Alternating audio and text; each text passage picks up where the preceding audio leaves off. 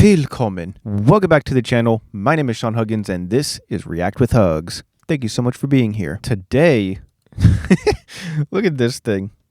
Today we're taking a look inside the life of a World War I A7V tank. I don't know anything about this, but what the frick? It's like a whole village in here. This is crazy looking. All right, so link to the original video down in the description as always, but let's see what the heck is going on in this absolute monstrosity. Los gates. Cross-section of the A7V tank. One of the most iconic visual elements of the Second World War are German panzers blitzing their way across enemy territory, leaving a trail of death and destruction in their wake.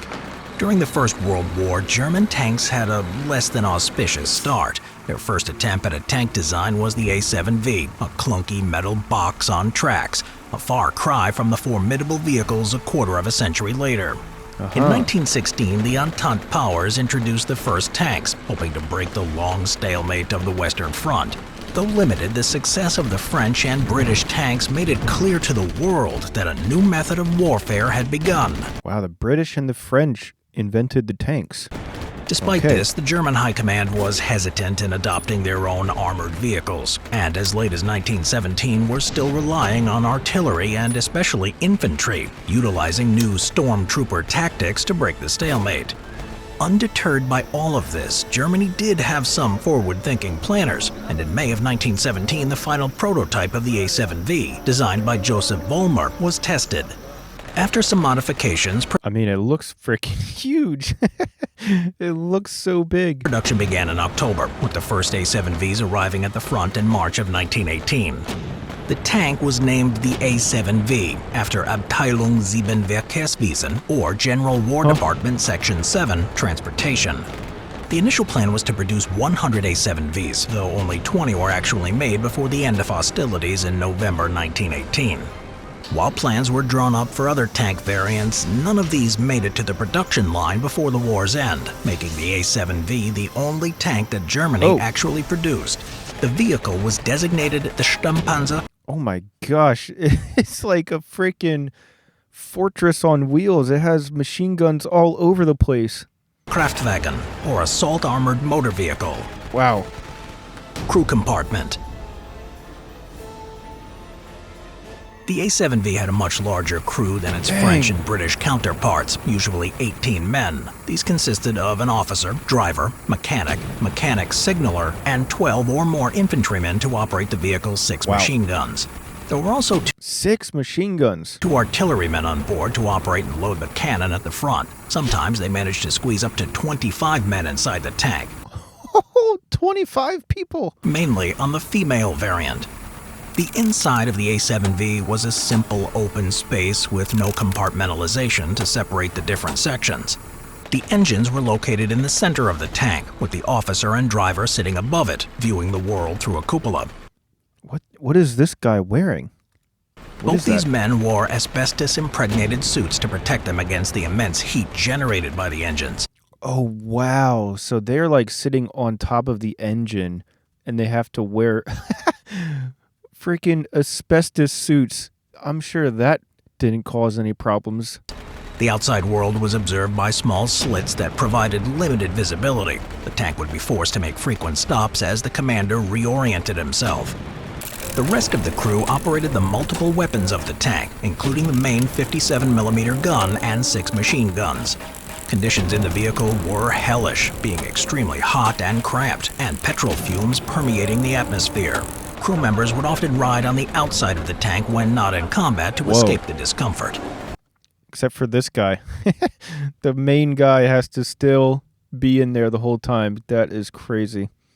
Access to the vehicle came from several rectangular hatches along the side of the tank. Weapons. Here we go. The main armament of the male variant A7V was a bow-mounted 57mm field gun. A typical ordnance load consisted of about 180 rounds, divided between high explosive, canister, and standard munitions. Around the outside of the hull were located the 6 Maxim MG08 7.92 by 57mm machine guns, 2 on each side and a pair at the rear of the machine. Wow. Each tank would carry around 50 to 60 belts of machine gun ammunition, each belt containing 250 rounds.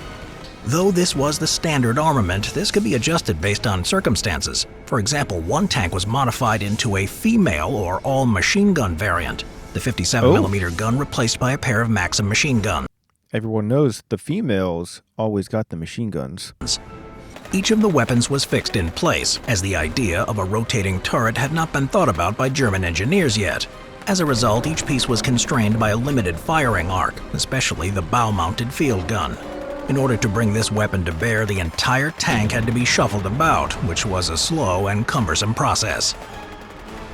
Armor. The armor of the A7V varied, being around 30mm thick at the front and 20mm at the sides. The top and underbelly of the tank was made of the weakest armor, a little over 10mm, thin enough to be penetrated by fragmentation grenades. Oh, that is probably not good. The metal was also just regular steel, which was brittle. Even if a hit from enemy fire was deflected, the crew inside would be showered with fragments of metal. Oh, wow. Dang, so even though it was protected, it would still cause a lot of damage to the inside. Names and artwork. Each A7V was christened by its new crew and was given a unique name. Some were given women's names like Gretchen or Lottie. Others were named after mythological heroes such as Wotan, Hercules, and Siegfried. The only surviving A7V is number 506, named Mephisto, short for Mephistopheles, a demon in Germanic folklore, associated with the character Faust, which incidentally was another named tank, number 503. Before entering battle, the crews would paint artwork on the vehicle. The Mephisto featured a red demon holding a white rhomboid, resembling the profile view of a British tank. Oh, I thought he was going surfing. I thought that was a surfboard. Many of the tanks also had a skull and crossbones painted on the bow, but these would be painted over by a black and white cross patty, or German cross. After its capture, Mephisto would be repainted with a crowned British lion with its paw over an A7V. Engine. The A7V was propelled by a pair of Daimler-Benz four-cylinder petrol engines located in the center of the vehicle for a combined 200 horsepower performance. Two engines were used since there was no single engine large enough to power what would fit into the limited space of the tank's hull. These propelled the tank at around 9 miles per hour on roadways, though this was 9 miles an hour. Oh my god, that would be so slow. Reduced to around 3 miles per hour on uneven terrain. Like its contemporaries, the A7V rode on Caterpillar tracks, increasing its traction. One advantage the tank had over the Entente designs was the armored plating of the vehicle, which covered the tracks, reducing their vulnerability to enemy fire. Smart. Fuel tank. The tank had a fuel capacity of 500 liters, or 132 gallons. Due to the engine's rapid consumption of fuel, this limited the range of the A7V to 60 kilometers, or 37.3 miles on flat roadways. Dude, how do you even drive this thing? It's so slow. It has no range. Like, oh my gosh, it's so impractical. Dimensions. The A7V measured in at 7.34 meters in length, or 24 feet, 3.1 meters or 10 feet wide, and 3.3 meters or just shy of 11 feet in height. Huge. They weighed in between 30 and 33 tons, and this variation was due to the manufacturing process, with each tank being made by hand with no standardization, leading to small changes between each vehicle. The boxy design was reminiscent of an armored railway car, though capable of movement under its own power. Chassis and suspension. The A7V was designed around the Holt tractor chassis, including a suspension of vertical springs. Due to the immense weight of the vehicle, the tank had a very low ground clearance, limiting its operations to roadways and flat, even terrain. In spite of the suspension, the ride was a bumpy one, and ropes were suspended on the roof of the tank for the men to grab onto and steady themselves when traveling over difficult ground. Man. A7V in This seems like it would be such a nightmare to be inside action. The A7V saw limited action during the war. The first operation was in March of 1918. There, the tanks were utilized in the spring offensive at St. Quentin.